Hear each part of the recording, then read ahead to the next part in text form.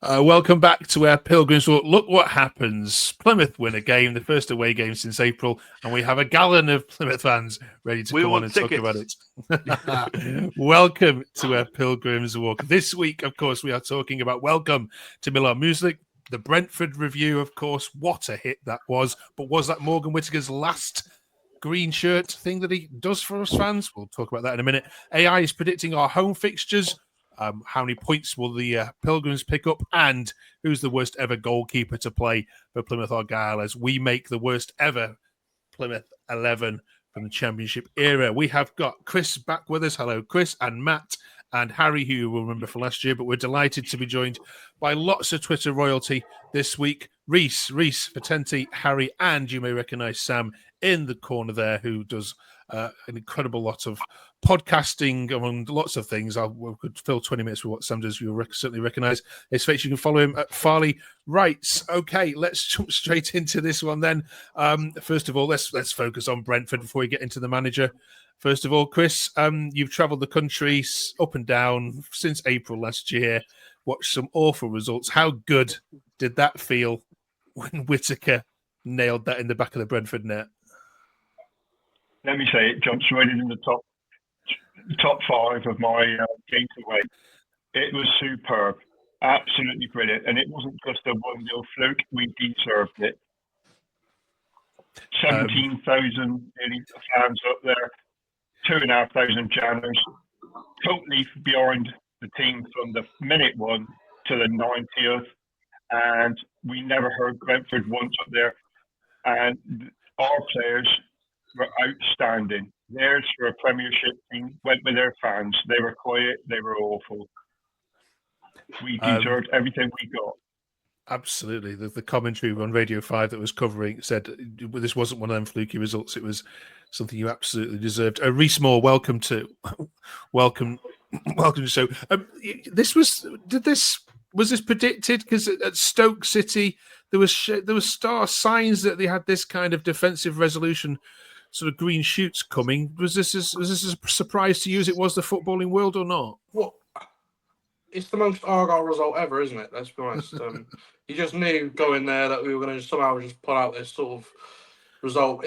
It's one of these results where going into the stadium, I didn't really care about the result. It was more about the day and the enjoying ourselves and just another away game. But you sort of come to the 70th minute, you sort of, oh, hello, we could do something here. And especially the way we were catching on the counter, and then typically the goal we scored wasn't even from a counter-attack. So, yeah, it was I thought defensively we've been a lot better the last 3 games. So, so much better, much improved. We won't dampen it, Matt, by talking about that might be the last thing Morgan Whittaker does for it, but he owes you that, doesn't he, a little bit with his performances, certainly this season. Since Schumacher left, he hasn't seemed his usual prolific self. So the thing with Whittaker, though, I've always said he's a moments player. He's not a big game player. He's a moments. He's a player that can be quiet for 89 minutes and just bang on the top corner, which he consistently still does. But he's just one of those players that just ambles around the pitch and then just turns it on when he can. He doesn't. He's never in a Plymouth Argyle shirt, I think, grabbed a game by the scruff of his neck and dominated it. Do you know what I mean? He's always that kind of player that finds that moment, finds that spark out of nothing, and he'll just do it. But I don't think he's going anywhere.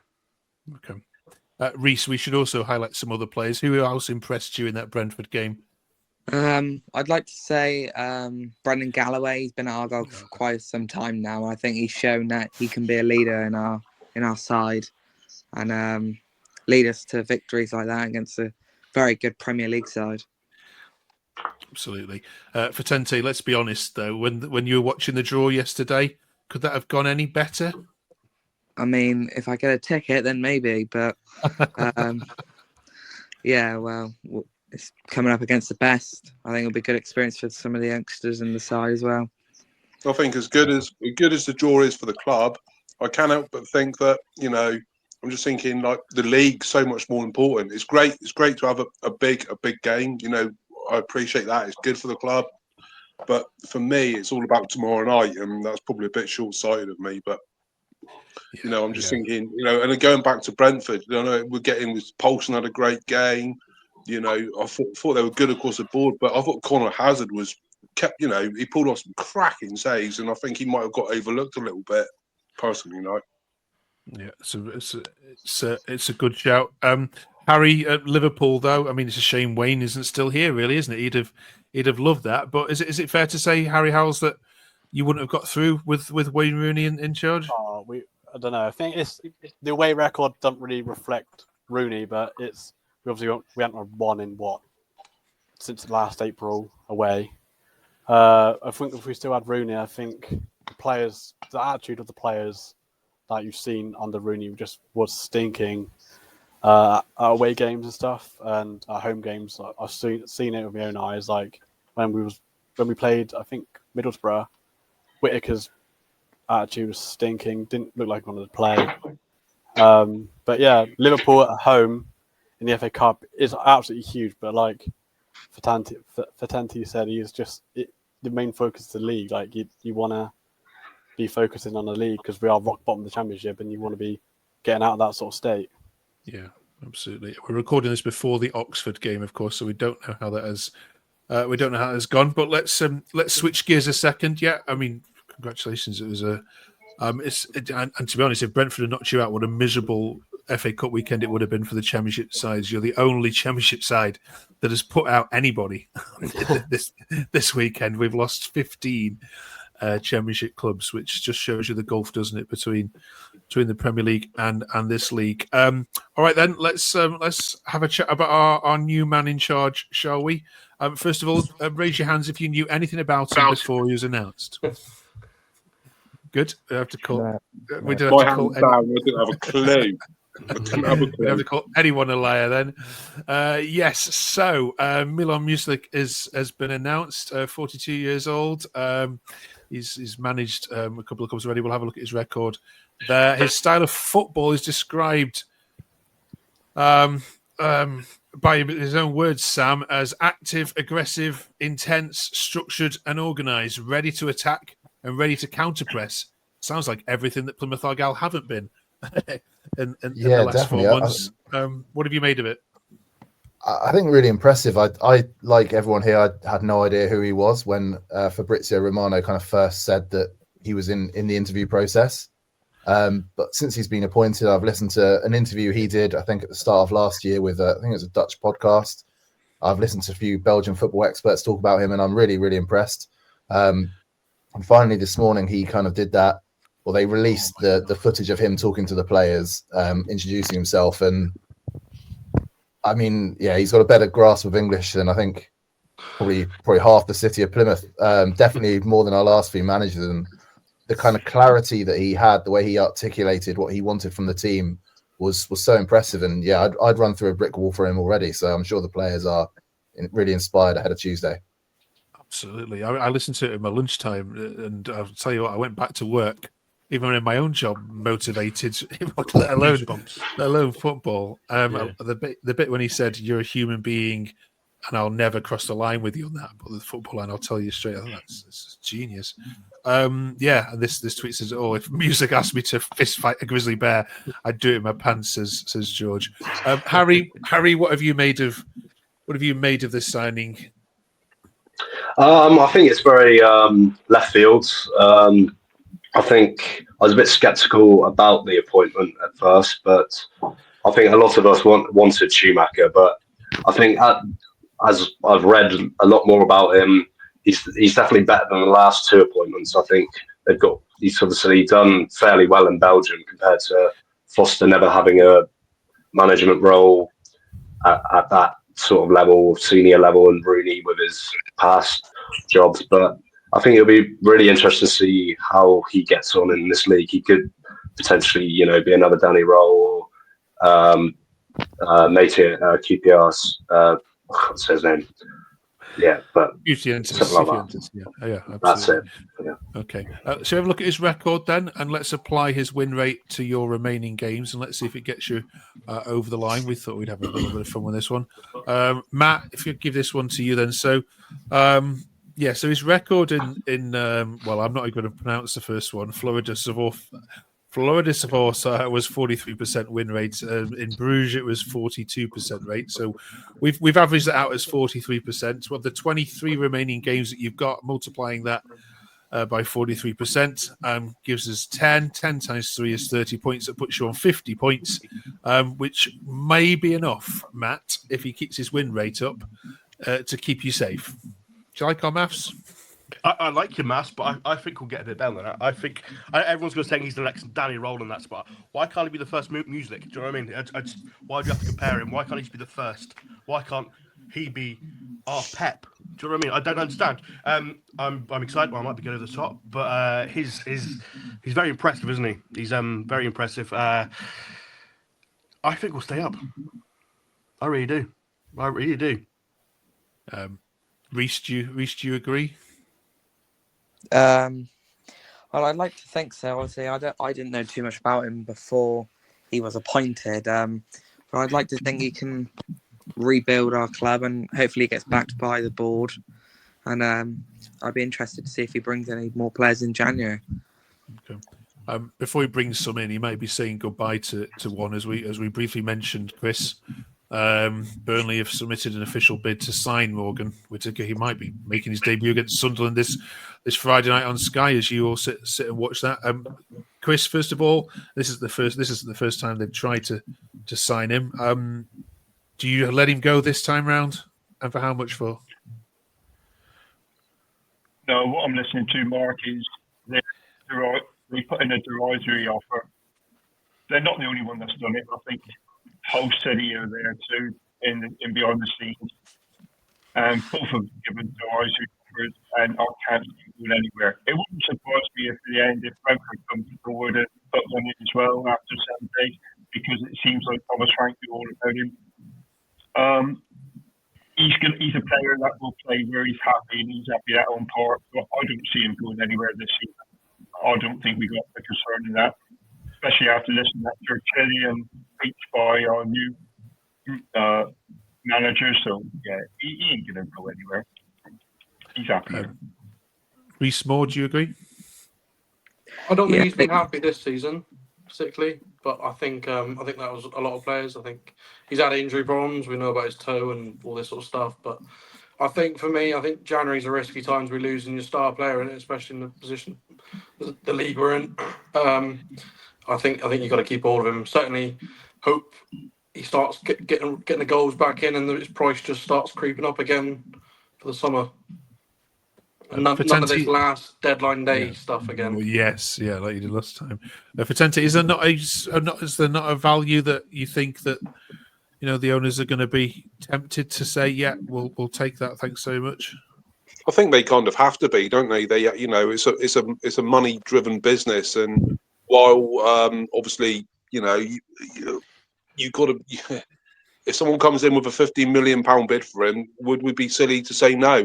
I think you'd have to say it. I mean, there's a sell-on clause from Swansea, which I believe is 25%. I'm not sure about that, but I mean, for me, it will depend on whether this new manager, he might be saying all the right things, and Whittaker, and I know Barley Mumba and he being under consideration from Leeds, they might think, do you know what, we're going to stick it out here till the end of the season. I know if I was them, I would want to see where it went, and then perhaps we'll reevaluate at the end of the season. It's difficult to say when you're talking about large sums of money, isn't it?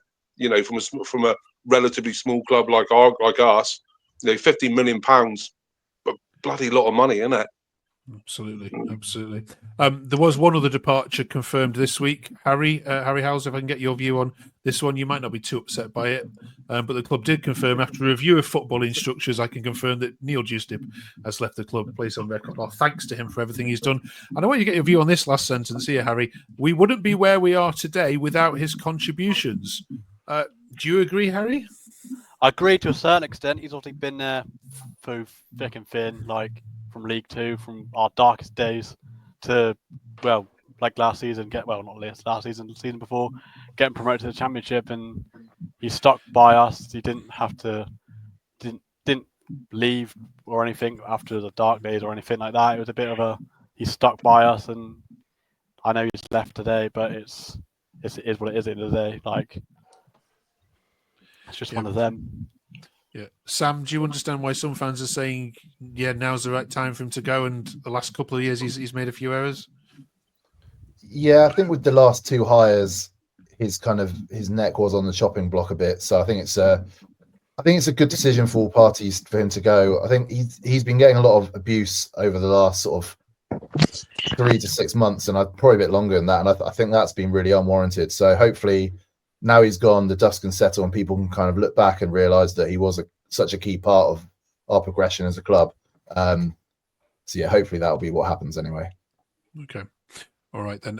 Thank you, Juice Snip. We're looking ahead to the weekend's game. As I said, we've run this before, Oxford, but it's QPR up next. Harry, do you remember this game back in August? What a funny old game this was. Let's have a quick look back at it. 2 red cards, and then you still managed to hold them to a 1-1 draw. Forshaw being sent off, I think, after just before half an hour. How do you see? I mean, look at the Plymouth team there on that day. How's it? Yeah, it probably look very different, isn't it, this Saturday at Home Park? It will. Yeah. I think that game was what was it? That could have been our first away win that day, but if it wasn't for Forshaw, but no, I think looking ahead to Saturday, it's got to be a huge 3 points. His first Saturday game for Muslic, so hopefully we can get behind him and hopefully get up the table with another 3 points and something to build on. Yeah, absolutely. Chris, do you see this as being 2 home games in 6 days? What's the minimum points needed from this? 4? Oh, you're muted now, Chris. Sorry. It's 3 and 8 games, 8 days, isn't it? That's right. Yeah. Thank you. Yeah. And the Wednesday as well. How many points, Matt, do you reckon? 7's going to be the bare minimum, I think. Okay. Yeah, I'd agree with that. Yeah. We're all nodding our heads with that one. Okay. AI has had a look at the rest of your home games, though, you'll be glad to know, and made predictions based on its knowledge of Plymouth and knowledge of results. Let's have a look at what it said. So, I mean, first of all, if you have a look at your home games, apart from Burnley and Sheffield United towards the end, there are some real winnable games. I mean, the games against Cardiff, Derby, Coventry are going to be absolutely huge, aren't they, for your survival?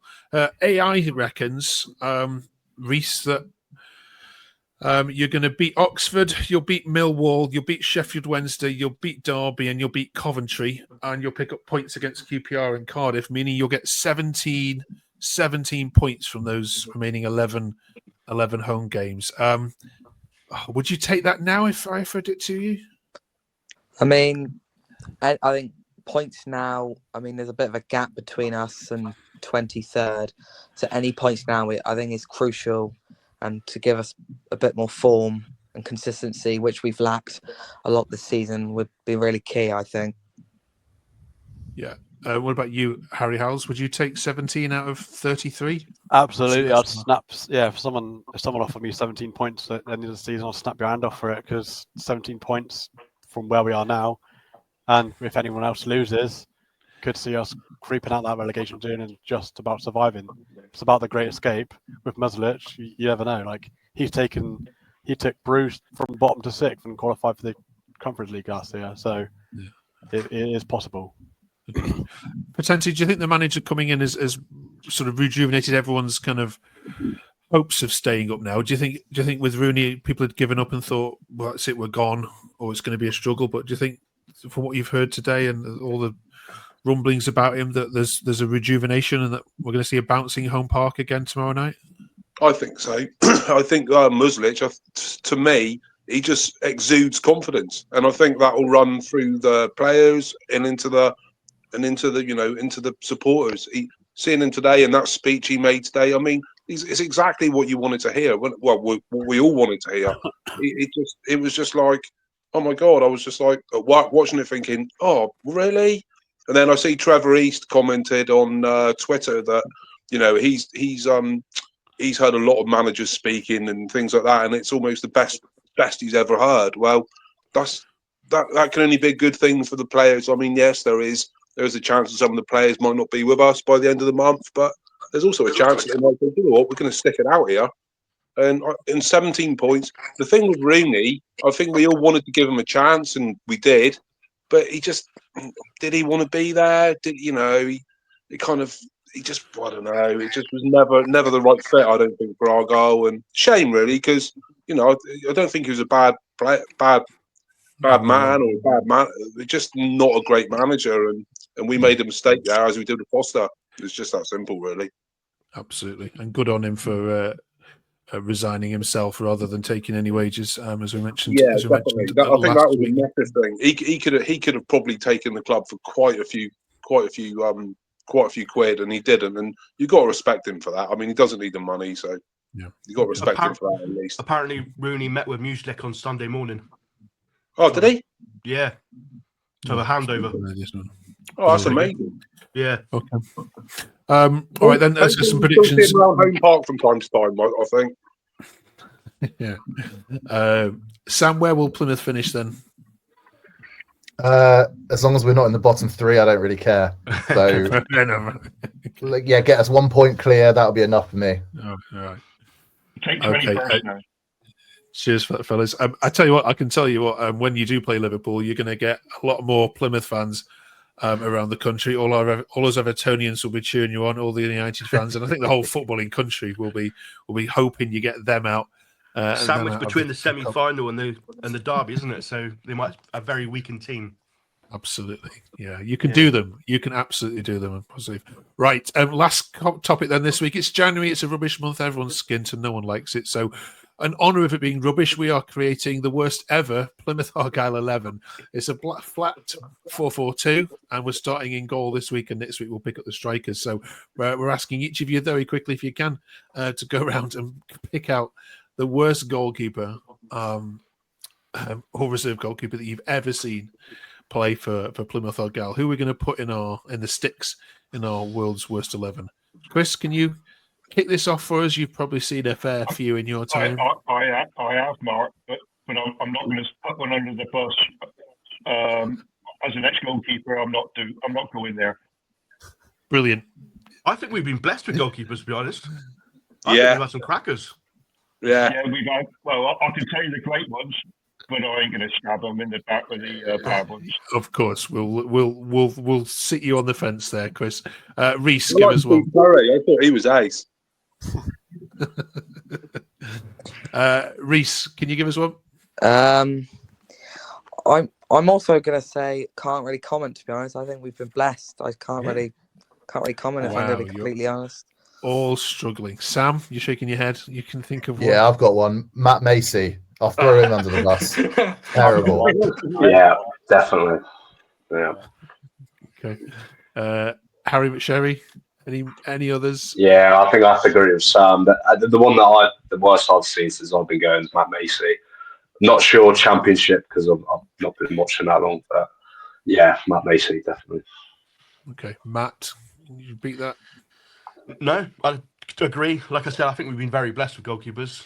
I mean, we've only had a few because we've had good ones. I mean, like Larry, McCormick, Cooper. Yeah. Yeah, I think I've got one. Cooper's doing well. Yeah. Jake Cole. Okay. Yeah. I don't think he was that great. Okay.